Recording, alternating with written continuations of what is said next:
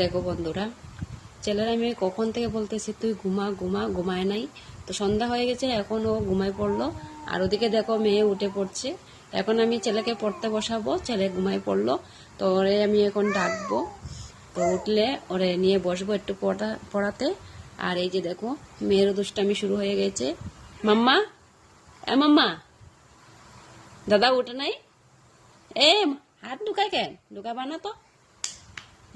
কীর্তন দিয়ে দাও তো, কীর্তন দিয়ে দাও। নাচো নাচো দাও, নাচো নাচো নাচো, নাচো নাচো নাচো। নাচবা না? তা আজকে আমি কিছু কাপড় ধোয়াধুয়ি করলাম, আমার গলা খুব ব্যথা করছে। আর মেয়ে ঘুম থেকে উঠেই পড়ছে, এই জন্য আর কাপড় বেশি গুছাতে পারলাম না। এগুলো সব আজকে আমি ধোয়াধুয়ি করলাম, মোছামুছি করলাম। আর এই যে দেখো কাপড় কিছু এখানে রেখেছি, এগুলা গুছাবো, সব বাস করে ঢুকাবো গডরেজে। তো এখন আর ঢুকাইতে পারবো না, আমার মেয়ে উঠে পড়ছে।